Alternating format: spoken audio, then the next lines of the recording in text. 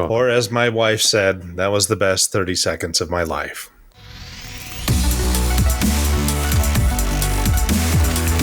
Hello, everyone. Welcome back to the PC Perspective Podcast. We're at episode 761. We're back again. It's February 21, and all four of us are here for the first time in 3 weeks. I'm Sebastian Peak. Still Jeremy Hellstrom. I'm Josh Walrath. I'm Brett Van Sproomberg, and yes, there was an email, and I tried to make up for not having one last week by indeed sending it early this week so that you could enjoy it longer. You can support PC Perspective by going to patreon.com/PCPer. Yes, we are unique among content creators on YouTube and other channels by having a Patreon where we beg people in our audience to support us financially so that we don't have to close shop and go home.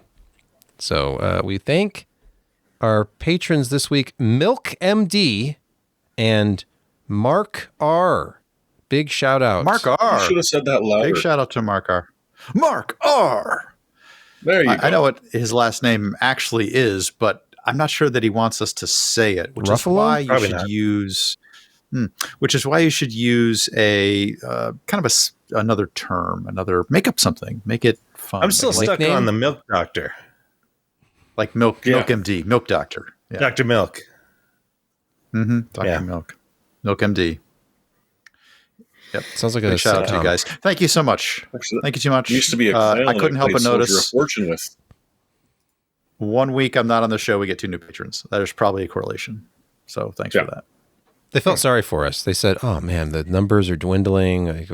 Only 3 people now." This is what the show could be.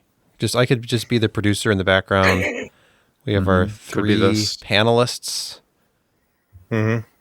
Bachelor number 1. Let's game it out. A sarcastic Let's Canadian. game it out. Okay. No. All right. Let's move to the burger segment. I'm not going to be presumptuous and say it is for sure a burger. It could be any kind of food. Sometimes Josh lives on the wild side, but we are going to have him explain himself yet again. I will. Apparently they didn't get the burger special prepped, so there's no burger special. And I was poring over the menu, and finally I decided on Barncho Tots. Now, Barncho Tots are truly a tremendous appetizer. In fact, they're the full meal. First, you have a bed of tots, and on top of that, you pour white queso. And then on top of that, you give a generous helping of cheese. And on top of that, you get smoked pork, then mixed with fresh cut jalapenos, red onions, more cheese, and finally topped with a spicy barbecue sauce. And those are the Barncho Tots. And I'm not going to eat for 2 days after that. It was a lot of food. I'm not going to live past 60. I'm just giving up now. So got 9 years, 8.5. So enjoy it. 6 after that. Yeah. Barncho Tots. They're fantastic. Just come to town and buy them and enjoy, because they're fabulous. Yeah, listen to Josh. Eat this food and die young. What an endorsement. 60 is the new 47 3/4. I thought age was supposed to go up. I thought your life expectancy was supposed to go up with improvements in modern medicine and all that It stuff. used to be, but it ain't no more. We have found a way to feed ourselves into the grave. Go ahead, Josh. Yeah, no. Smoking is what we have discovered that. No, that's what kept people alive. Jeremy. Yeah, it's not good for you. I mean, it had some amazing effects on your skin. So people who are 45 and looked 60, then sun. Wait, is this why you look so young? Because you get no sun and you don't smoke? Exactly. Okay. I don't have. I mean, the lighting's not great, but I don't have many wrinkles. But I don't smile a lot either. Your face looks very smooth. I've never actually touched your face. Even when I had the chance, I chose not to. Yeah, well, I don't remember Alan if I did it touched the once. top of your head or not, but once. Alan touched your face. Did he touch it with his face? No. Was it like a gentle caress? No. No. No, he slapped me because I wouldn't stop snoring. Yeah. Okay. Well, Yeah. in our first news story, we've got to talk about NVIDIA financials. They're hot off the presses. Just after the closing bell of the stock exchange, I think today, they were announcing their financial results for apparently the fourth quarter of 2024. But that's just how NVIDIA does things. Yeah. It's all because of how they did their IPO back in the day. But yeah, no, it's their latest quarter, and they slammed it. So quarterly revenue of $22.1 billion, right? Record full year revenue of $60.9 billion. Their net earnings was what? 12 point something billion dollars. I mean, $12.285 billion. That's pure profit. They had a 76% gross margin, which is so disgusting for a fabless semiconductor. It's ludicrous. I believe Take Him looked at some numbers and he said in 4 quarters time, their data center has gone up 400 and some odd percent. 5 quarters ago, it was the same amount of money as their gaming revenue from video cards. And that was like 3.4 billion at that time for both of those, which, was a big thing that, their data center broke even with gaming, which had powered the company through the vast majority of its entire existence. And now gaming was 2.8 billion this quarter, and data center was 18.6 billion dollars, or some, it was over 18 billion. And yeah, so it's pretty close. 200 million here, there. It's chump change to NVIDIA and Jensen. The largest quarter that Intel ever had. Now, Intel is the 800-pound gorilla of the silicon industry, right? I mean, they are the chip maker. Their biggest quarter was 20.52 billion. So NVIDIA topped that by 1.6 or so, which is just insane. Yeah, and if you look at AMD and Intel this past quarter, their combined revenue only just barely scraped NVIDIA's overall. It's just ludicrous how well this company is doing.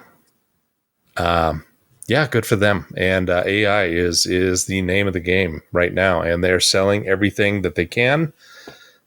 These large language models and everything else, they take up so much performance, and every little bit that is getting thrown in is getting bought up and being applied to these usage. Google just released their Gemini product. Microsoft has their Copilot, but that's local. Everybody else is got these machine learning, large language models, this art and video stuff. It's insane. And but good for them. Gaming revenue was flat, which not great, not bad. They did refresh things with the Super at the end of the quarter. That moved the needle a little bit. But yeah, AI, $18 billion in the data center. That's just nuts. And I mean, the rest of the stuff is doing well, but that's the prime motivator of the entire company at this moment, and they are making some serious bank off of it. And yeah, when do you see a 76% margin ever? I think the last time I remember a company going from just nothing to being the top of the league was, Cisco in the mid 90s, where nobody heard of Cisco, and then suddenly the internet happened, and Cisco was the backbone of it all, and their business expanded hugely. And I think NVIDIA's ramp with the machine learning stuff, I mean, even though they've supported it forever, I mean, GPU, applying a lot of workloads to the programmable shaders that they introduced with the FX series way back in the day, the floating point programmable shaders, and always trying to find more workloads for that type of compute, which year after year after year after year, it's been like the only thing that has really, stuck true to Moore's law. I mean, they've just doubled performance in 18 months, and yeah. And now we're at these, huge chips, chiplets on interposer with high speed, bandwidth and memory and HBM and all of that. And they're just slamming it. And they've got the software framework, which, interesting enough, Jim Keller talked about a little bit. CUDA's still a bit of a swamp, but it's the swamp that people know. So yeah, they're doing well. What do you guys think? Well, I was trying to slip in a grocery store chain joke there because they're about the only ones that have seen profit margins the way that NVIDIA has. But yeah, us poor gamers, we're just a tiny little piece of their market now. We're really not that important anymore. They don't even need to be in the gaming market anymore at all. If this is sustainable. No. And why would you it's sustainable. They're making money. Why would you waste money on wafers from TSMC that are not going into $20,000 and $30,000, AI accelerators? Soon enough, we'll be down LLM chips. 4090 is a big chip.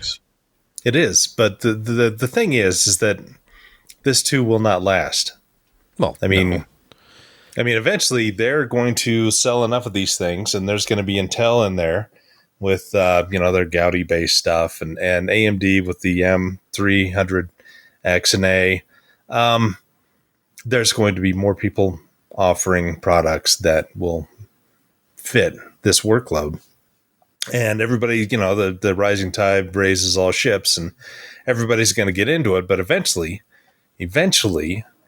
you can only supply so much power to data centers and cooling, and the orders will stop, and people will have to make do with what they have. And I think that we're only about a year away from that. There are some people who think it's 2 to 3 years out that we're going to have growth like this from NVIDIA and AMD and Intel in the AI market. But I just don't. I see it petering out in probably about a year where they're not going to experience this kind of growth. And that's the good news and the bad news is that, bad news is that the growth is not sustainable. And the good news is the growth is not sustainable. And so you need to keep the markets that, is still the foundation of your technology. And that is still consumer graphics, gaming. Gaming is a multi-billion-dollar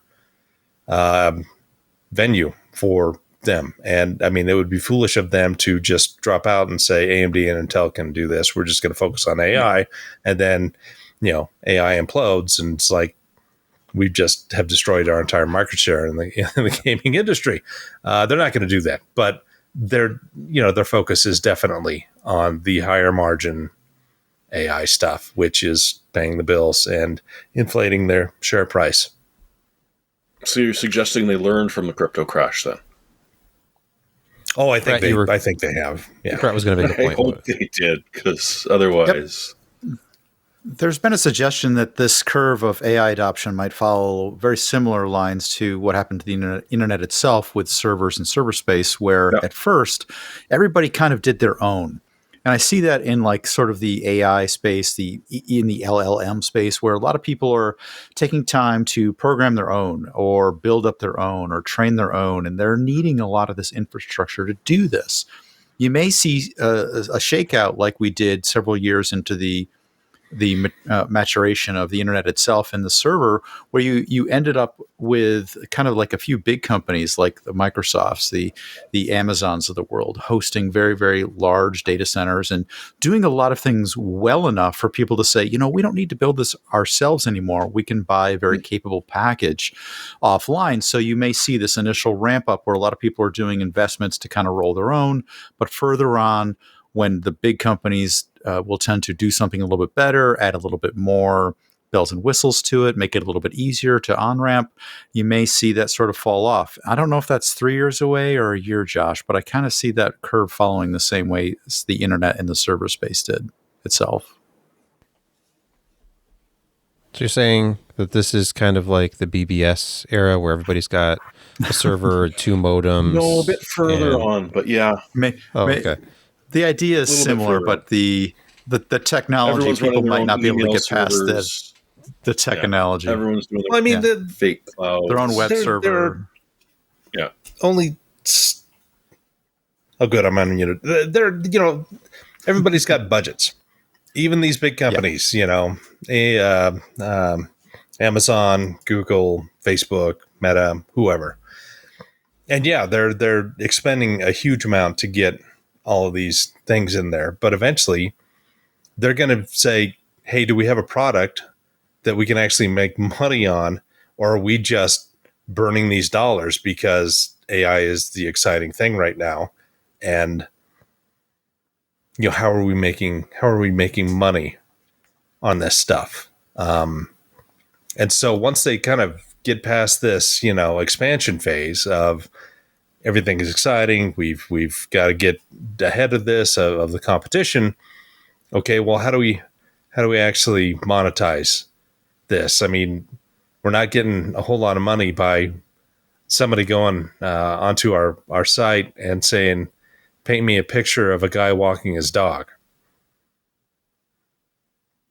I mean, it'll paint it. It may have an ad on there, and that ad is not going to be paying the price for the energy consumed by making that silly little picture. There are other things that obviously they're hoping to do with AI, medical research, diagnoses, all this other stuff that it could be work for, but you're going to have years of testing and making sure it actually works and is consistent, not like these large language models that sound like they know what they're talking about when you actually start digging into what they've written out, it's all made up bullshit.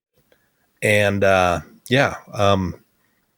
people think that's coming years down the line, but I just see that happening next December through January, February. I think that we're going to see a huge amount of spending cuts on the hardware. And, AMD's going to make some money, and Intel's going to make some money, and NVIDIA is certainly going to make some money. But it's not going to keep growing at this rate. It just can't. Yeah. And we're starting to see more electronic strokes, like ChatGPT earlier yesterday and today. It lost its freaking mind. Yeah, it just went nuts. And this will keep happening. I think you saw it first in Halo when they had to kill the AIs after a period of time. They go insane. Yeah. All right. Shall we move to the next, not fabulous semiconductor company, but we're going to talk about Intel, not earnings, but they're, I guess, relaunching. They're launching. Intel, we know, has a fab. Intel Foundry Services, I think it's called. Well, not anymore, because they are launching Intel Foundry. I know. It's really exciting. Yes. It is exciting. There are a lot of people who kind of looking at this and thinking, how long till Intel spins off its foundries like AMD did? And I don't think it's going to be anytime soon. It's way too closely integrated with what Intel's doing, and they're not losing money like AMD did, where they had to actually shed material resources to make sure that they kept the company afloat. So I don't see them getting rid, but they are going to increase the utilization of their fabs by offering these products. And it used to be that the tools Intel used, it was kind of like the John Carmack of game development, in that everything was really close to the metal. He didn't have, happy, fun tools to work with like Unreal Editor did when it came out. But the stuff was, really tightly coupled and worked well, and the software was good. It just wasn't easy to develop for, and there's a reason why the Quake engine became less popular for people licensing, and Unreal became kind of the de facto, is because the editing tools and the other software tools were so much better. And the same thing was with Intel. Their foundries was when they offered that out to people in the past 10 years, they had some initial customers come in. It was just very hard to develop products for the Intel stuff, just because, one, these guys didn't have knowledge of it. Two, the tools that Intel had were it was all in-house stuff, where you had engineers who'd worked there for years and years that were familiar with it and knew how to use it. And it was not intuitive to people who were coming in right off the bat and trying to figure out, especially when they were dealing with other third-party foundries like TSMC, UMC, who had, design libraries. And then they also used, Cadence and Synopsys software to, develop these RTLs and RTMs. I can't remember. Too many acronyms. That it was just hard to develop for. But now Intel is working with their partnerships with, these software EDA guys, and they're getting libraries out, and then they're making it a lot easier for these third-party fabless semi companies to come in and actually make chips on these, on the Intel foundries. And the last thing Intel wants to do is stop any line and stop production, because all the people who work there, they're going to get furloughed and laid off. And restarting one of those is a complex operation. And so they want them going 24/7, 365. And to do that, you may need more customers, because your parts aren't selling as well as they used to be. Well, look at all these mature technologies that they offer. Intel 7, they've got Intel 16 and 16E and their mature nodes. Interesting, in this press kit, the Foundry process roadmap they showed, it's been updated. And you can see that they have Intel 20A and 18A. They've announced 14A, and under lead and expand, which is somewhere in between the 2024 and 2027, there's no actual year there. It says they will have the industry's first high NA EUV. So yes. 2025, they showed pictures of that thing being delivered, and it's a massive thing, and it's going to take 6 months to actually install in the fab that they're going to use it at. 6 months to install an instrument, and like 25 engineers. It's a big deal. And one sneeze and it all goes to hell. Pretty much. We already know about the 14th gen, which is a refresh of the 13th gen, and it pulls a lot of power. We're talking about desktop processors here, like the 14900K, which I recently attempted to cool with a dual tower air cooler, with interesting results that we may talk about later.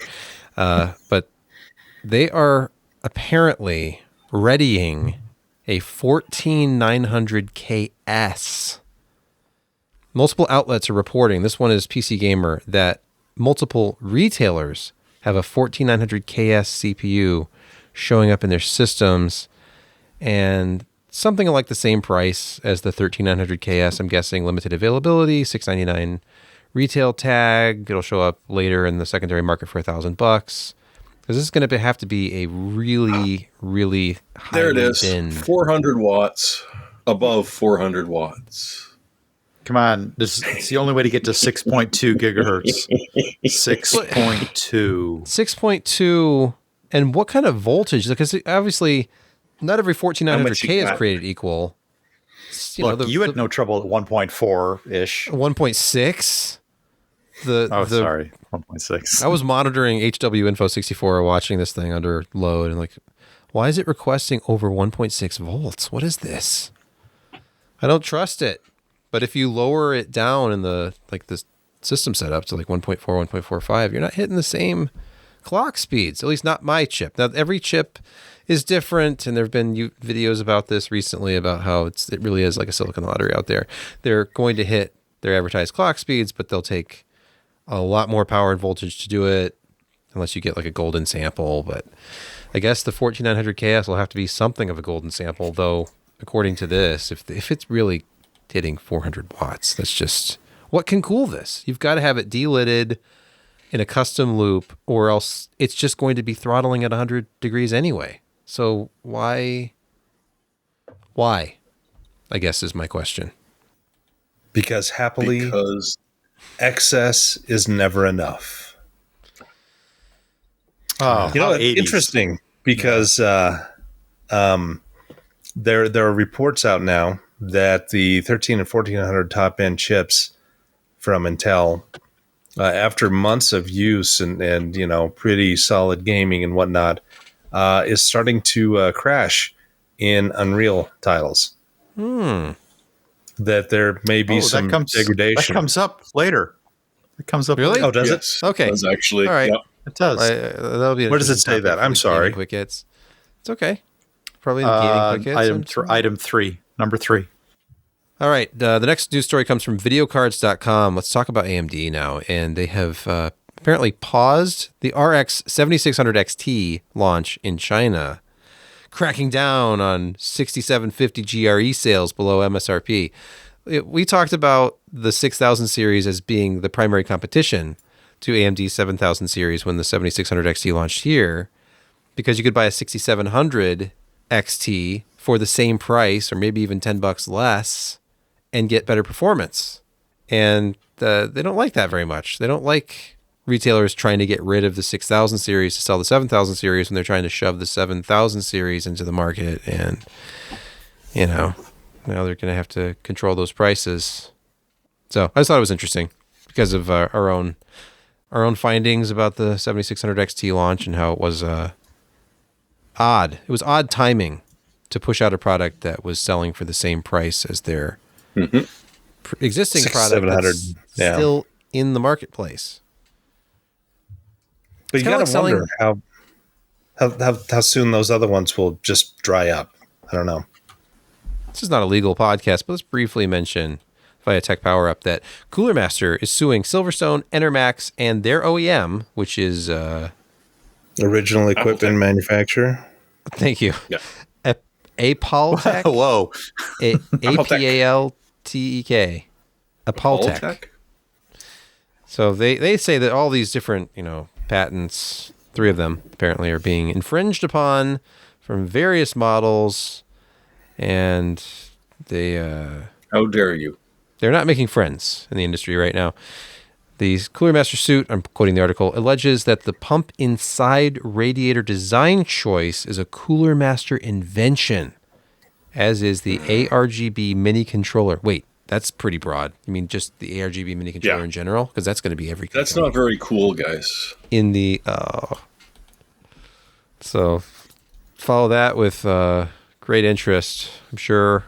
Let's have a follow-up to a previous story on PC Perspective podcast. A couple weeks ago, we talked about the STAPM, STAPM issue, the skin temperature something monitoring. Performance monitor, I think. Yeah. Was this the icon problem, or which one are we talking about? No. Like the new APUs, which are based on mobile chips, so like the 8700 G, things like that for Ryzen, they were throttling after, I think it was like 980 seconds, something like that, no matter what. And it has been corrected. I pulled up the board that we have. AMD supplied this MSI B650 Gaming Plus Wi-Fi with our Ryzen samples. And there's a BIOS dated the 7th. So this has been a while now. I could have updated this days ago. To Agisa Combo, 1.1.0.2b fixed STAPM issue for Ryzen 8000 series. So I can't wait to flash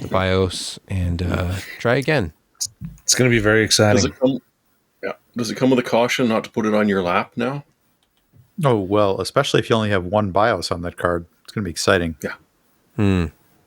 That's okay. I've got 2 AM5 boards now. I feel very privileged. I've got the launch one from 2 years ago, and now I've got this other MSI board. That's 2 more than I have, so good job on that. Mm-hmm. And I speaking of MSI and AM5 boards, now this is a pre-release sample. You could not buy AM5 when AMD sent this for the launch. This is the Ace board. And it's a very nice looking board. It's very heavy, and it has a back plate. And oh wow, you know, it's EATX. It is. It's almost a perfect square. It feels like it weighs about 5 pounds. I don't know what it is actually. But the back plate's probably a good chunk of it. This board, I have been through so much with this board. I have spent so much time down here by myself, waiting and waiting and waiting for memory training that just never happens, and then rebooting and clearing the CMOS and starting over again, trying different DIMMs. How many memory sticks did it burn? So far, I've lost 2 sets of DDR5 in this board as well, which is really fun. Right. That's what I thought. I decided to retire the board and use that other MSI board they sent, even though it's only a B650. But then I said, you know what? What if it's something really simple? What if it's like a little flake of thermal paste against a pin? What if it's a little something in one of the DIMM slots that's been causing all these issues? So I thoroughly cleaned this. I don't know if you can tell on camera how it looks shiny this board is. It looks like you just peeled the protective plastic off, honestly. I was using alcohol and Q-tips, and I sprayed it with my electric, what is it called? It's like a canned air replacement you plug in. It's like I don't know. I thought you were going to say hose. No. Your data vac. I didn't use any water. It's like a reverse vacuum thing. I don't know what it is called. Air duster, maximum setting. Anyway. And I just blasted the DIMM slots and stuff. So I'm going to give it another chance. This board and I, we've spent so much time together. It's like a marriage. It's you have your ups and downs, but I'm not just going to throw it away because I hate it. It tries to set you on fire a couple of times. It's just like a marriage. Yeah. We hate each other, but we're still together for the sake of the kids. Right here, the little CPU. You know, the initial Ryzen and what was the series? Was that a 3? Why is my mind going blank? The X3. His mind is gone. 60. Gosh dang it. X3D? What? No. The chipset, the X570. Okay, X470, X370 was the first. Yeah, that was. And I tell you, we bought one of those for the company I was working for, and let me tell you, it was a BIOS update every 2 weeks, and it was a super not stable solution. And it wasn't until the 400 series, along with the Ryzen 2000, they fixed a lot of things, and still, we had issues running at DDR4 3200 at the timings that they said, and finally, after about a year. They improved GISA, all of that, all the basic firmware stuff that you can get them to run. And now, finally, we're at the point with the new USB. Oh, don't mention the USB. Yeah. Anyway. Next news story, Google. They're offering a long-term alternative to Windows 11, long-term ChromeOS Flex updates. So forget about TPM chips, paying for long-term support at some point, because ChromeOS is free, right? Or do you have to pay for it? No, I don't know. They're sending this for free, and it will run on just about anything you've got. This is well-timed because later this year, Windows 10 dies. And although they didn't mention it, there's an upcoming Windows 11 patch which will also kill older hardware. You will literally run a patch and that machine will never boot again. So Alphabet sort of said, hey, you know what? ChromeOS Flex. I mean, you can just sort of install it on anything. We've got some enterprise level ways of taking care of it. And hey, instead of having to throw out all your old hardware and worry about e-waste, buying a new fleet for your company's employees, just move over to Chrome because the Apple users will love it. At least the Android users will be fine with it. Generally, you can skin it to look more or less like Windows. And so it's an interesting idea. It will certainly be a hard sell, I think, for a lot of corporations, especially those that have used Chromebooks before. They're like, well, but I like local storage. Well, you still will have local storage with these, although it's going to want you to upload stuff. So yeah, the idea is that if you've got a fleet of Windows 10 or stuff that's about 8-10 years old that will no longer be able to run Windows 11 after the October update, boom, just switch over to this and decide what you want to do later on. And they're going to keep pumping out security updates for it, or at least they say they will. We'll see how long that lasts. It could be a very interesting way for Alphabet to snag a bunch of market share without making any money somehow. That's the part I'm kind of questioning. Well, they can just, I guess they already surveil everybody anyway, and they know where you're going because of, Google Maps is always tracking your location everywhere you go. And well, I turn that off on my phone. They honor that, right? Never really off. Yeah, totally. Wow. Yep. Along with a microphone. And so it seems like ARM just made an announcement today that they are introducing their latest version of the Neoverse offerings. They haven't gone into a huge amount of technical detail. They talked about it some. I imagine a lot of it is going to be in the editor's day later on this spring. But they introduced two new things. First, let's take a small step back. Because AI is everything, and ARM has made some really exceptionally big partnerships, and we can see the three big ones here, NVIDIA, AWS, and Microsoft. They have all utilized ARM technology to prepare a series of products that, go from AI to CPU to, as you can see there, the DPUs. For the last several years, ARM's been kind of in an interesting place that they introduced their own NPU, which was called Ethos, probably about 5 years ago, I think. And there was, some excitement about that. Here's going to be this, machine learning AI portion that is going to be, 1 teraflop unit with these kind of, use cases that would consume half a watt, which is high performance, high efficiency, but it never took off. And so what they ended up doing is starting to adjust their GPUs and CPUs to be more efficient in these machine learning applications.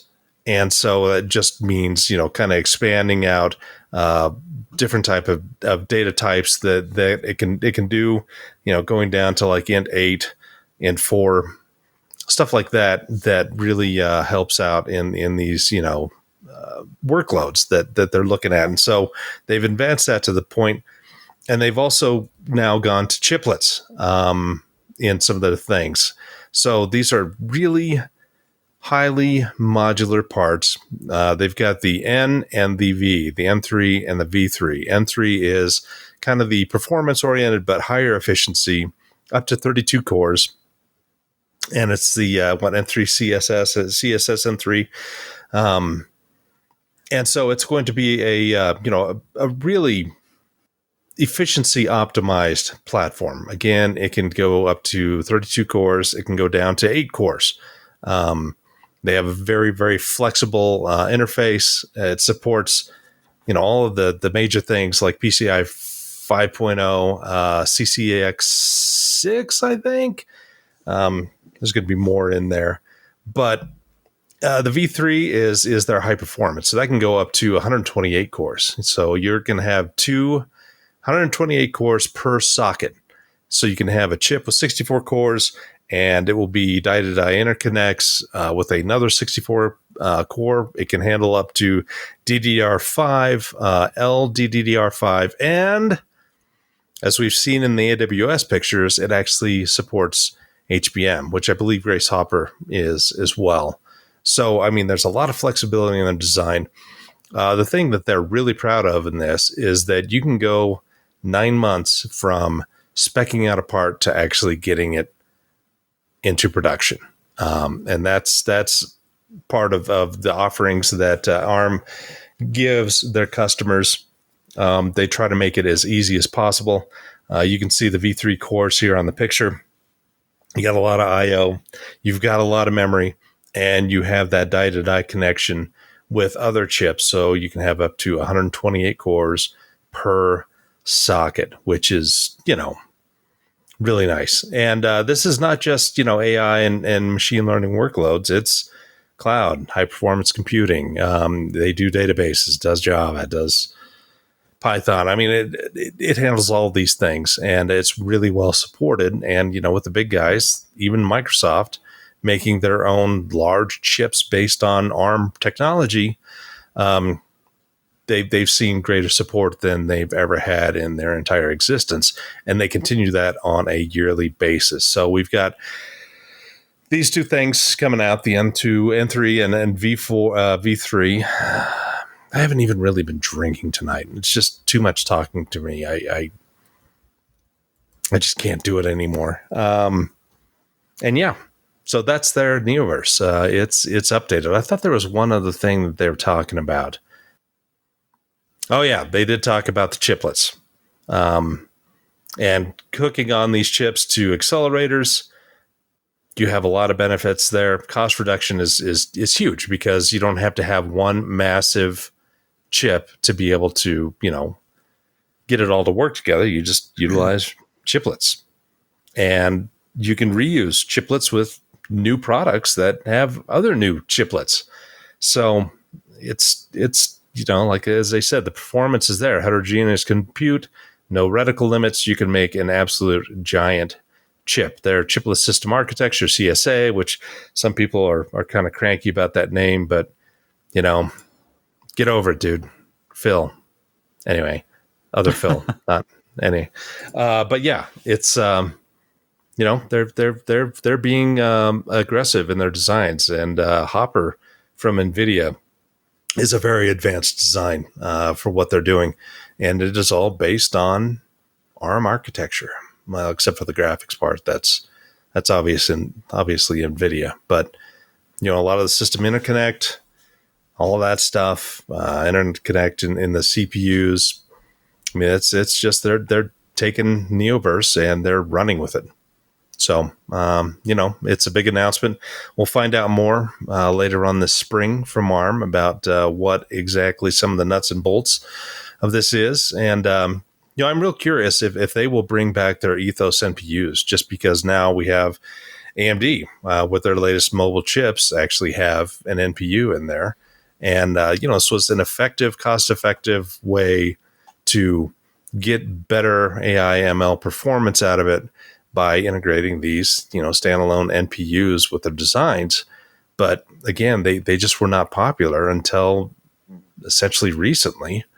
And I'm kind of curious if they're going to keep going towards integrating more functionality into their CPUs and GPUs without having an NPU, or will they just kind of supercharge the operation by reintroducing their own kind of updated NPU for this marketplace? We don't know the answer to that yet, so it's going to be interesting to see. I'd kind of be shocked if they didn't go both ways. It's ARM. Well, I mean, they will go.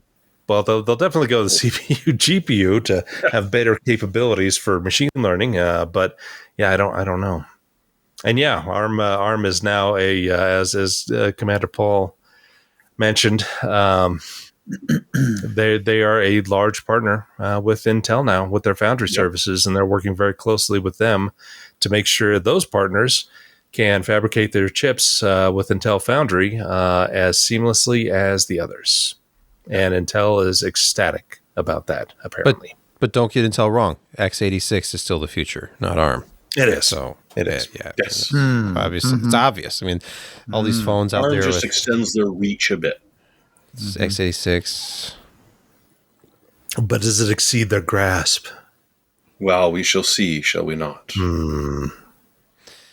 Let us move to in security corner now, which this is when I can stop talking and go and refill my scotch. Yeah, right? this is the part of the show where Brett and Jeremy I just break into cold sweats. I don't need to be here anyway. Although it's been worse. I think this segment of the show, people really do need to go refill their scotch. You're one of them. But Josh is drinking water. Yeah, it's not going to help. Now he is. Well, he wasn't. Vodka or something. Oh, I see. I'm double fisting it. Yeah, scotch with a vodka chaser. Yeah. Okay. Just in time. All right, let's first story from Bleeping Computer. As usual, VMware urges admins to remove deprecated vulnerable auth plugin. Authorization. And yes, do. Commonly referred to as EAP, for seamless login to vSphere's management interface via Windows authentication and Windows-based smart card functionality on Windows client systems. The funniest thing not funny. It's really not funny. I take that back. This is a 9.6 out of 10 on the CVE score for those of you keeping track at home. So it's a bad one. However, interestingly enough, there's a server-side component. Typically, you sort of see these distributed systems have a patch that's against the server. Not in this case. It needs a patch against the server, so this extension needs to be removed from the server side. But you also must remove the plugin if you're using it in a browser on the client side. So if you have this plugin, you may not have noticed it being activated in a long time. You may have installed it years ago and forgotten about it. If you have a system with EAP for VMware in your browser, definitely go take a look. And if you do, remove it because it's out of date, no longer viable, and definitely now hackable. Well, there's a nice little PowerShell thing that you're looking at right now, and we won't read it out for the audio listeners, but just look it up and it'll just kill that service. Yes, but not only on the server side, you must kill it in your browser as well. So do your part. I may have to write another Intune app tomorrow. Yeah, do your part, everybody. Next, capture the pitter-pat of fingerprints on touch screens. Is this just looking at fingerprints and figuring out somebody's passcode on their Android phone, or what is this? No. As the various scary headlines have been reading for the past couple of days, people can capture your fingerprints with a microphone by you swiping on or by typing on a keyboard. No, that's not actually what it is. What it is they found a way that with large swiping motions on a machine that has a microphone which is currently active and attached to said touch screen, they have actually found a way to map out your fingerprints. Now, print listener, which is what they call it, is around 27.4% effective or something like that for capturing a partial fingerprint. A little bit scary, but really not that great for defeating biometrics. And full fingerprints, about 1 in 10 times. That's a little more than you'd want, but essentially what we're talking about is you're on a Discord voice chat or FaceTime, and you're bored, so you're using your phone and making large swiping gestures. If someone is on there and running the software which is used to capture the audio of your finger scraping across the screen, there is a chance they can actually capture what your fingerprint looks like because it will sound different depending on the ridges. The whole someone with a shotgun mic can get your fingerprints from listening to you type. No, that's not what it is. This is very specific and really is just don't leave a live mic on a conversation you're not taking part in, especially if you're going to go crazy and start swiping all over the place and, jump on your Tinder and start swiping left or right or whichever app you prefer. Whatever you do with your phone. Yeah. And they'd also have to make sure, and so, handy tip. the finger you use for your biometrics, don't necessarily use the same one you use for typing, because that would completely destroy things. If your biometric is your middle finger and you swipe with your index finger, not much is going to come of this. The whole tech behind it is kind of terrifying. The idea that, 1 in 4 they're getting a partial, 1 in 10 they can get a full. That's a little bit worrisome, but it's nowhere near as bad as what a lot of the headlines would have you say. Still, yeah, that's interesting, and the lovely thing about technology is it only gets better. There's probably a very well-trained AI model behind those. Yes, there is. Yeah. I just think that if you have a good enough microphone setup that just they can actually pick up the sound differences between different swipes on your phone, then you're too hi-fi. Just take a step back. Your streaming setup is too expensive if it's that high fidelity. Get a Logitech headset mic from like 1998. Keep it away. I think your phone. I really think this is phone mics, so certainly not high end. I mean, no, a Surface tablet too, I would think. Oh, okay. Those Array microphones are pretty good. Like you've got like multi-mic things, but how did they prove this? Are they using like $2,000 Sennheiser microphones in this study, or are they actually like, no, we just recorded people on Discord chat? Does this mean that we can very easily capture all the fingerprints of guitarists out there as their fingers are sliding along the strings? Right. I mean... I don't think so. Nor do I. This has got to be a joke. I don't see how this is going to even work. Using the power of AI and extremely sensitive factory calibrated and frictional sound waves. Just to be realistic, as was pointed out a couple of times, it really doesn't work all that well. It doesn't. Or at all. Proof of concept setup. We record friction sounds produced by 9 participants as they rub their fingers against the screen of the Google Pixel 4. Covered with a matte screen the phone protector. itself is irrelevant. It's how good is the microphone apparatus and how controlled is the sound in the room that they're recording the subject, is my point. So you're saying the busy subway would I'm saying that just normal streamer setup is not conducive to like the perfect recording of how your finger feels against glass. Yeah, but if it's residing in there, I mean, how many times do you swipe your phone a day? What do you tap on? 47 million. 47 million. It depends on how old you are. We got a lot of samples. Some people, there's a huge amount of samples you're getting. Mm-hmm. But long story short, it's nowhere near as terrifying as a lot of the headlines are making it sound. Okay. All right. Next, from the Register, how to weaponize LLMs to auto hijack websites. Oh, isn't this a fabulous thing? The preface to this was, you sort of knew it was coming. Yeah. Right? Yeah. I mean, clearly. So what they did is they basically taught various AIs, open AIs, chat, GPT-4, GPT 3.5, one's called Hermes, Mistral, Llama, that I emphasize the L's enough there, to try and use SQL injection techniques, fuzzing techniques, etc., against locally hosted versions of websites. They did not turn this loose on the internet at large. And they discovered that most AIs were not up to the task. And where they fell down was learning from the responses, for example, like from an SQL injection technique, where they actually got a response that needed to be parsed, and maybe there was 1 or 2 steps more that it would have taken to finally crack that website with some of that information. Most of the LLMs, luckily, were not up to the task.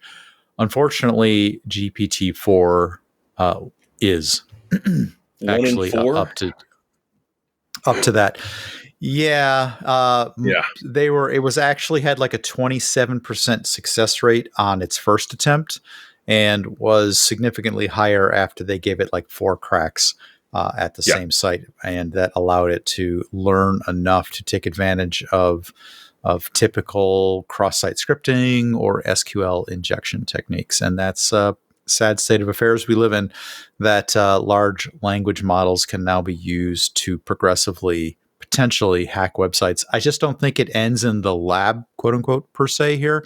I think you're likely to see these sort of things in the wild as soon as possible for the people who do this sort of thing, unfortunately.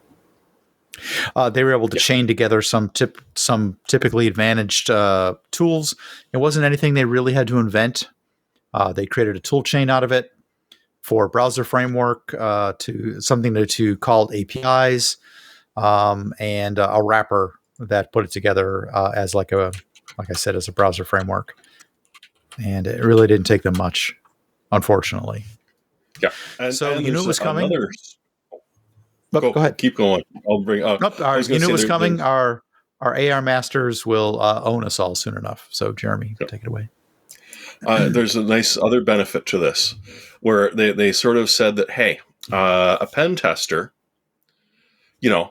charges about a certain amount of money to work, right? Oh, or a human security analyst paid $100,000 annually, $50 an hour, would take about 20 minutes to be able to check a website manually, and a pen tester would be about $80 or so, which is 8 times as expensive as getting an LLM to do it. So they're coming after the pen testers' jobs with this as well. Let's move on to gaming quick hits. And our first story, Kingmakers lets you bring an attack helicopter to a sword fight. Please explain. The trailer for this is amusing. At first glance, it looks sort of like a Mountain Blade sort of thing, where you've got huge quantities of knights and men-at-arms and a variety of medieval warriors fighting in giant groups, until you realize he's got an AK. In this one, he's got an AK. That's a grenade launcher strapped to his back. At one point, one of the most hilarious things, that apparently he's from the future, and in order to save his future, he has to go back and change something in the medieval era. And at one point, he jumps into a pickup truck and then time travels into a giant crowd of men-at-arms and proceeds to run them over with said pickup truck, and then pop out with a shotgun and just beat people to death with it and then shoot them. Was Harry Turtledove involved with this? I kind of, that was one of the immediate things I thought of when I saw this. But it looks quite gorgeous. It's coming out sometime this year. They just sort of dropped this trailer. But you've also got city building to sort of build up your troops and get a nice base for your army. Because, as well-armed as you are, you can't really take on an entire army. But you can do this. Splat. This appeals to me on a visceral level somehow.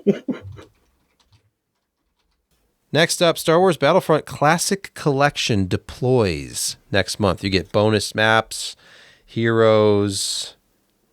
It's coming to the PC even. Wow, that's incredible. It's like all the original. The consoles. There's going to be new heroes that you get. There's new playable characters, but there's going to be a bunch of new maps, and it's going to be, they call it remastered.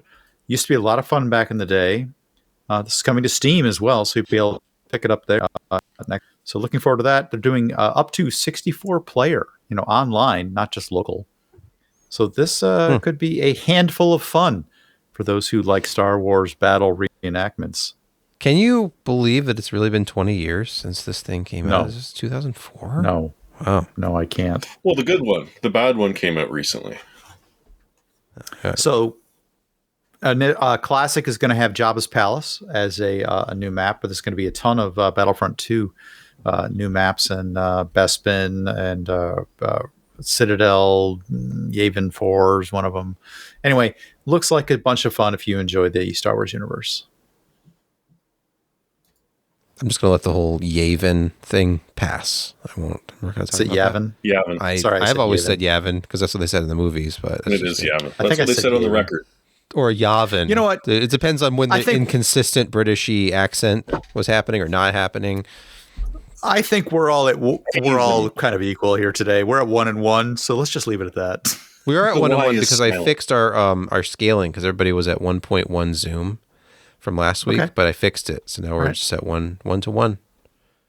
So we may have alluded to this earlier. I don't know if that's going to end up in the final cut, but there have been increased reports, according to this story at PC Gamer, of crashing in Unreal Engine games, etc. And Epic is blaming Intel because of the power-hungry, high-clocked Intel CPUs of this generation. They could potentially be a little unstable if you don't go in and actually, apply rational Throttling? specs. Well, I mean, we could talk about fairness. It's a division of Epic Games called RAD, who's responsible for certain. Oh, okay. So it's not codecs and Epic compression. themselves saying, "Oh, blame Intel." Yeah. Okay. But you should They had be. the chance to Their speak point up. is They didn't. you should be seeing this problem potentially in long handbrake encodes, high impact, typical Cinebench runs. So anything that sort of is stressful in that manner. And the suggestions to turn down the clock multiplier, but the next one is great. If you haven't, and you can take me to task on the pronunciation of Asus. There is no Whichever you incorrect prefer. pronunciation of that as far as I'm concerned. Okay, Asus. ASUS. ASUS. I'm just trying to go as Asus. I'm trying to go as far. Asus. I'm trying to go as far Asus. afield as I can to It used to provoke be a response. Pegasus.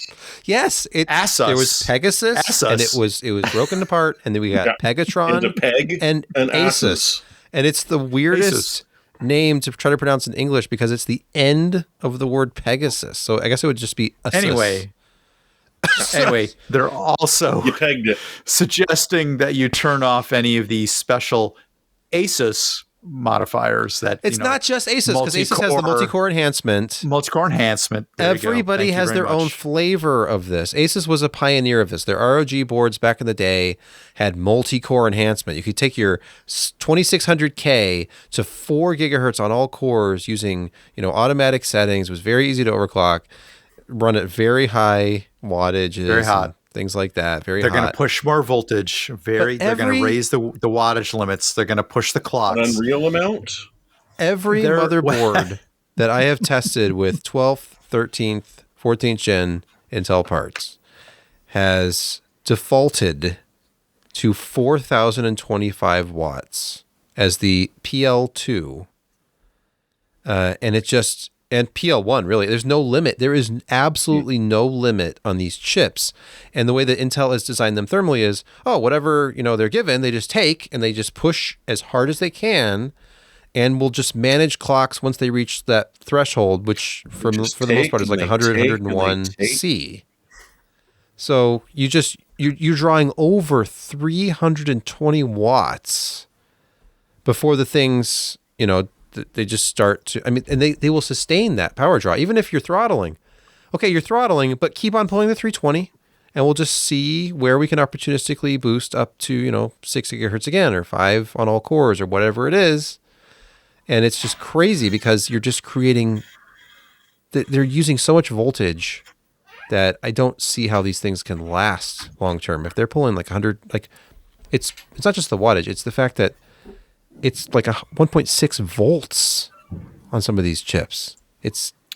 Look, if you're not living on the edge, you're taking up too much room. But the point here is that that this is predominantly affecting the 900K series of the last 2 generations, which, as Sebastian accurately points out, is just almost the same. So we're talking 13 900K, 14 900K, maybe a few 700K that are getting pushed a little bit, but that's where you're predominantly seeing this issue. So if you're having some instability in your Unreal derived game, or you just can't get that, you're just reaching for the stars with Cinebench, you might not get there. And this is probably the problem. So has anybody with these chips tried compiling a Linux kernel and seeing what happens? And running Furmark at the same time. And You know what? No. I'm going back to the Pentium 3 1133. yeah, I thought so. Kyle and the Bitrot gang and is a real Tom's. thing. Yeah. Yeah. It's bitrot all over again. No, but yeah, I don't know if any of those. It was 2000, I think, 2001. That the Athlon 1 gigahertz was ruling the roost, and they were about ready to release the 1.1 and 1.2, and Intel kind of beat them to the punch with the Coppermine 1133 Pentium 3, and it did great on all these benchmarks. But then you tried to do certain workloads, and it would just crash, and they wouldn't be able to complete. And yeah, yep. They sold something like 1,000, 2,000 of those chips, and then quickly stopped selling them because they couldn't run at that speed. If you actually seek out the white papers from Intel, here we have the 13th and 14th generation processors white paper. This is datasheet volume 1 of 2. I believe there is an electrical specification. Yeah, the second one was derivative. I prefer the first. Power delivery. The mathematics. They actually there is actually a spec, believe it or not, whether the motherboard vendors follow it or not. As you can see here, ICC Max, maximum processor ICC, is supposed to be 307 amps. There is a different extreme configuration of 400 amps. The standard configuration should be 307, but all of these motherboards are by default putting you into extreme territory or higher. And look at this operating voltage range. Maximum 1.72. That's fine. It's fine. 1.72 volts. Yeah. Who cares? Somewhere in here, I think they get into like PL1, PL2, but the spec for, say, a Core i9 is supposed to be 253 watts. I don't know where they came up with this number. That's the spec. And if you look up the 14900K or the 1300KS or whatever, Intel's documents will say, TDP 125 watt is like the base. Maximum turbo is 253. But then you put it in a board and it's 320 plus because they're not putting any limits at all. Asus boards do make it very easy. You can just choose from the drop down on the first page under AI Tweaker. You can just say enforce all limits. And it will set the PL1 and the PL2 to 253 watts. There's never a 125. I always have to manually go in and put in 125, 253, and then the old tau, the duration of the higher power draw, was supposed to be 56 seconds. So you'd always have a drop at about the 1 minute mark of any benchmark back down to stock, but they don't do that anymore. There is no real tau anymore. So you set it to 253 and it stays there all the time. And but so does AMD. I mean, you run an AMD Ryzen 7000 part. If it's not an X3D, and it's always at the PPT limit. Yeah. But I can complain about this later because we're going to talk about thermals. I'll try to make it as brief as possible, but that's the segment that we're on. Okay. Mm-hmm. So on the subject of pushing too hard, but anyway, go ahead. On the subject of thermals, I decided, like a fool, that it would be really easy to spin up a cooler review, like a cooler testing station. I used to do this all the time. I was the official enclosures and coolers reviewer for the site back when Ryan ran it. At one point, I started, believe it or not, it's been almost 10 years since my first article was published. PCPer.com. March of 2014, and Kent has not been around lately, so I was like, you know what, I'll take the sample. Go ahead, I'll do a cooler review. What could possibly go wrong?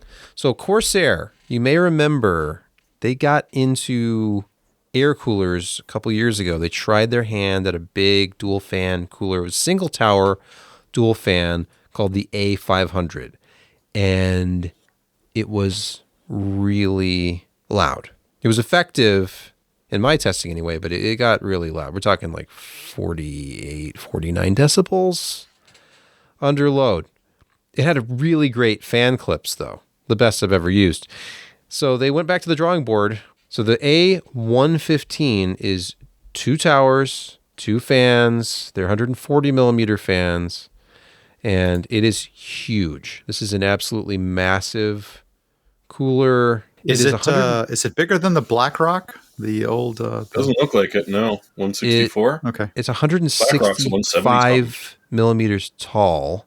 So it's not going to work in every case. 153 millimeters wide, 155 deep. It's huge, and I encountered some clearance issues actually because of how big it is. Because it has 6 millimeter heat pipes, and the spread of those heat pipes is so wide. Let's look at this picture here. It just think about the how this is going to be oriented. Modern motherboards have giant VRM heatsinks, whether they need them or not. That really is a wide stance. You don't want to get caught in the Minneapolis airport men's room with that. Always with it. Yep. Yeah. Okay. So anyway, here's some nice differences between the old A500 and this. Now that one was like direct heat pipe. This one has a nice machined plate on the bottom of it. Would you call it a cold plate? Whatever you call it. I'd call it overly decorative. And they have pre-applied thermal paste in this interesting triangle pattern. If you look very closely, you can see the machining. Oh, there's a divot there. Like the milling marks on it where they flattened it out. You see that? It's almost like a fingerprint. I bet if you put a microphone on this and rubbed your finger up and down on it, that you could tell exactly what cooler that was with a 25% accuracy rate. Impossible. Okay. Can't be done. Okay. Anyway, so keep in mind how wide those heat pipes are. Because when we look at this very cozy situation here with the VRM heat sinks wrapping around the CPU socket area. And by the way, yes, I'm still using my thermal retention, contact frame with all the Intel stuff since the 12th gen. And I had to take the VRM heat sinks off. I just took them off. And I've watched enough Der Bauer videos to think this is fine. That pro overclockers, they don't need those VRM heatsinks. They're just in the way. So get them out of there. Mm-hmm. Those components are rated for like 100 degrees or something, and they weren't getting that hot under load. I'm doing like 10-minute stress tests. It's probably fine. So running without any VRM heatsinks, this area right here that I put a circle around, it was completely blocking the cooler. So I just had to go. If I had turned the cooler and had the fans blowing up or down, it would have been okay. But then, the GPU kind of gets in the way if you mount it like that. Because this thing is so big, It would be up against the GPU. Look at this retention mechanism for the fan. It's a metal track, and it slides up and down. You can see these little metal, I don't know what to call them, protrusions. And there are notches. Right word. Okay. There are notches. Those are like, I see them. They're like compression so that they have a resistance to them so that they will lock at a particular height. The variable slide and lock fan mount system. Yeah, that's true. It's great. You just slide it in, slide it out. It holds its position. It's like a pair of headphones. You just adjust it with clicks, and it stays in place. And the clamping force is sufficient to keep it from falling down. I decided that I would just go back to the drawing board, start over again, and just create different thermal loads. I didn't test any other coolers. I'm just like looking at how this one scales. So at 125 watts, PL1, PL2, 170, which is the AMD number, 230, which is AMD's PPT number, and then 253. I did, for my own benefit, test 320 watts, which throttled almost instantly. I would say it was in milliseconds until it started throttling. So just talking about degrees above ambient, so deltas here. This A115 cooler was able to keep the processor in check. The highest it ever got was a delta of 71.6 C. The room was about 20 to 21 C at all times. And that translated into, the actual measurement was 93 C in a 21.4 C room at the time. That was during a Cinebench 2024 10-minute stress test. So that 253 watts was about the practical limit of what this cooler can do. I think it's rated for like 260. It's certainly not rated for 320. So after spending some time with this, I realized that it's really best suited to something that's actually kind of thermally sane, like an X3D part, for example, because it was super quiet when it was cooling what I would consider a rational thermal load, like 125 to 170 watts. It was producing only 33 dBA under load. We're talking about a Cinebench stress test with an open test bed, my SPL meter positioned exactly 18 inches away, which is pretty close, and it's not in a case, and it was still under 33 dB. It was like 32.8 dBA. Once I pushed it into that 250 range, the fans really had to spin up, and it was almost 42 decibels when all was said and done. So I feel like the advantage of a big dual tower cooler like this is that it's like overkill. You get your processor, 120, 140 watt load on an X3D part, and this thing you can never hear it. That's ideal. Why would you want something this big if it was also loud? So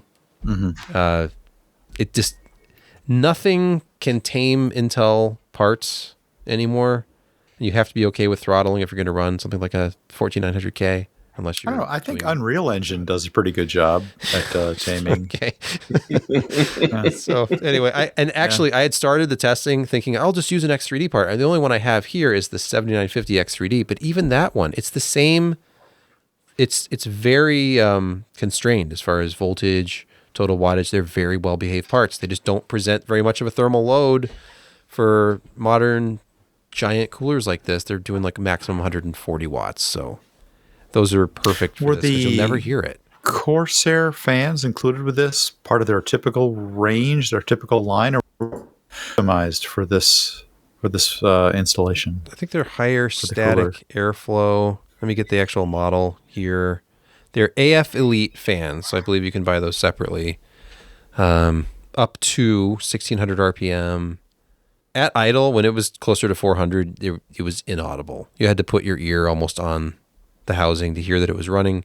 And of course, my sound pressure meter just showed below 30 dB. It wouldn't even register anything, but below room noise. So well below room noise. So 5-year warranty on this. It's $100, which is the same price of the A500 from a couple years ago. But I mean, that one, that was I don't know. It's kind of an odd duck, trying to sandwich a couple of rather loud fans. Next generation cooling. Yeah, the A115 is definitely a step in the right direction from Corsair. And again, it would be great with a part that only pulls the TDP that it says it will pull on the package. So let's go to picks of the week. Josh, please get us started. You know, the price of this thing just keeps going down and down and down. Yes, it's the Ryzen 7 7800 X3D now for $370. Originally it was a $450 part, then we'd see it around $400, and then it went to $389. Now you can get it for $370 or $369 flat. Didn't do that crazy $369.99. So I'll give them props for that. But yeah, if you're in the mood for a new CPU that will not stress the cooling that you have, but still play games and everything else really, really fast, this is a great overall processor. Do you need any more than this? The answer is obviously no, you don't. Well, that's why I bought a 5800 X3D and didn't go up to the 6 Theories chipsets. Yeah. And Josh, just enjoy. Are you satisfied with your gaming experience, though? Yes, because you know what? I did some significant testing with video cards and everything above like a 6700 XT. The 56, the Ryzen 5 5600X is performed essentially the same as the 5800 X3D. Funny how that works, isn't it? It is. Yeah, once you actually, run games that are GPU bound, it kind of doesn't matter anymore as long as your CPU is not slowing the system down. They're still Gen 4. And this one won't. Yes. Yeah. All right, Jeremy, your pick. Well, it's another Samsung G5 monitor for when you're just desperate for a monitor, but you don't want to settle for a CPU-bound 640 by 480 display. This one is bigger than the last one I picked and is actually cheaper. These are the Canadian prices, but at $200 off for a FreeSync Pro, 144 hertz, 1440p, 32-inch, it's a decent monitor. Some won't like the overall look of it because it's not the prettiest. And some will be upset that it's not ultra-wide, but it's $300. You're not getting ultra-wide and those things. It is VA, so you're going to get nice blacks, but it might be a little bit slower than your IPS. But again, this is just sort of crap. My monitor died. I need something, and I need something now, or I just kind of want to have a secondary monitor, or someone I know is shopping for one. This is a decent display at a very decent price. And I will try and come up with something better next week, but no guarantees. Jeremy, those bezels down low, though, love handles. What's going on with that? That's the G5 series has love handles. It's got we're of an age, full set of them. We all sort of have love handles, so we shouldn't judge. I think it's just an optical illusion. It's just shadows. The internet adds 20 pounds, so you know. Okay, all right. You're right about that, though. You are. Yeah. Oh, and it's only bottom is not doing it. It's because it's curved. You didn't talk about the elephant in the room, Jeremy. This is. Oh, sorry. Yes, it's 100,000 curved. Yeah. It's a non-ultra wide with a curve, which actually is preferred with VA because then you don't have the color shift. Omega Man, you're cheating. That's American pricing. This is Canadian. $274 US. That's surprisingly. So technically, it would be cheaper to order from Canada. Well, no, that's a 27-inch, not the 32-inch. Oh, and this is the 32. Apologies. See? Yes. Okay, and the one that's there's apparently a 4K one that's only $290. But no, this is 1440 and it's Canadian pricing, which means there's a lot of extra stuff tacked on before they get it, even at that price. It's like $150 US, basically. That's not fair. Okay, Brett, your pick this week. If you've convinced yourself that you're going to wire your own premise with raw cable and you're going to stick male and female ends on it, if you feel like you need to torture yourself like that, I suggest these to check yourself before you wreck yourself. It's a way to test your wiring. Okay. This is a $39 from Klein Tools, a reputable tool purveyor. Yeah. Tone generation probe test wire trace tester for not only older RJ11 and RJ12 stuff, which you probably don't run anymore. I mean, who does? But RJ45, which is probably what you're running, which is standard Ethernet. And this comes in way handy, especially when you're up in the attic or hanging off a ceiling or on top of a ladder, and you just really need to know, what am I crimping here? Is it actually going to connect with the other end that you're trying to set up with a server or with a switch or something? It's invaluable. Does it come with a handy pair of walkie-talkies so you can talk to the guy on the other end? You essentially need to yell or you need to bring your own phone. But one of the interesting points about this one is it does have a touch sniffer, which is a way to just kind of touch the wires. Unfortunately, something I discovered with shielded wire, that doesn't work. But it does work when you've got the wires stripped out and you can actually get to the unshielded portion of them to see if you've got tone. It's got a flashlight built in. They show it. Look at that idea. They're pointing at shielded wire in this picture. It sort of works.